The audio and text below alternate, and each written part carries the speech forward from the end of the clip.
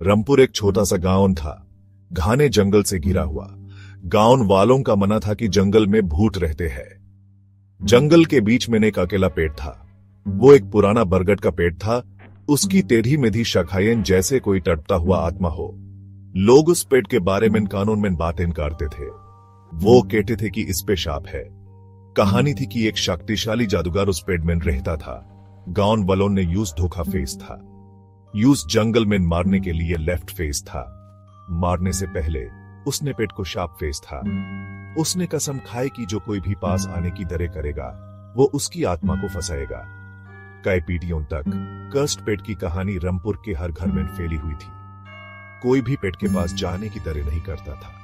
बस उसका नाम सुनकर ही लोगों की रूंगटे खड़े हो जाते थे। बूढ़े लोग बच्चों को पेट के बारे में चेतावनी देते थे।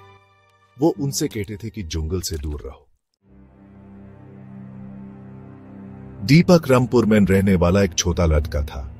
वो अपनी एडवेंचरस नेचर के लिए फेमस था। यूज कहानियां सुनना बहुत पसंद था, लेकिन यूज सुपरनैचुरल चीजों पे यकीन नहीं था। यूज भूत या जादू टोना पे विश्वास नहीं था। वो मानता था कि हर चीज का कोई ना कोई लॉजिकल एक्सप्लेनेशन होता है।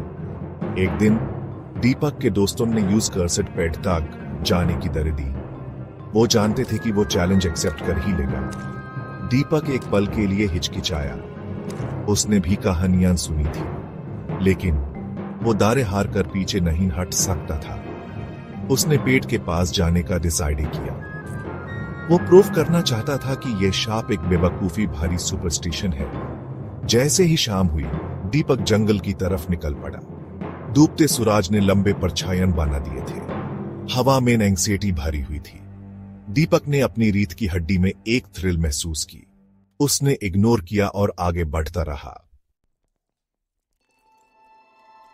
आखिरकार दीपक कर्स्ट पेड़ तक पहुंच ही गया। वो इमेजिन करने से भी ज्यादा भयानक था। उसकी शाखाएं ऐसे फैल रही थी जैसे कोई स्केलेटन की उंगलियां उस तक पहुंचना चाहती हो। चारों तरफ एक अजीब सी खामोशी छाई हुई थी। दीपक ने एक लंबी सांस ली और आगे बढ़ा। अचानक तेज विंड चलने लगी। पेड़ की शाखाएं हिंसक रूप से हिलने लगी।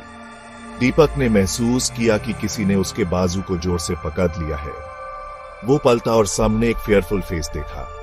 वो एक ब्लडी सा बुढ़े आदमी का फेस था। उसकी आंखों में एक अजीब सी रोशनी थी। दीपक फियर की आउट जैसे पैरालाइज्ड ही गया। वो चिल्लाया, लेकिन वॉइस ही नहीं निकली। आत्मा ने रास्पी वॉइस में कहा, तुमने मेरे टेरिटरी में स्टेप रखने की दरे की है। ये पेट कर्सेड है। अबे ही चले कनो, अदरवाइज तुम भी वही कॉन्सिक्वेंसेस दोगे जो अदर्स ने फेस्ड था।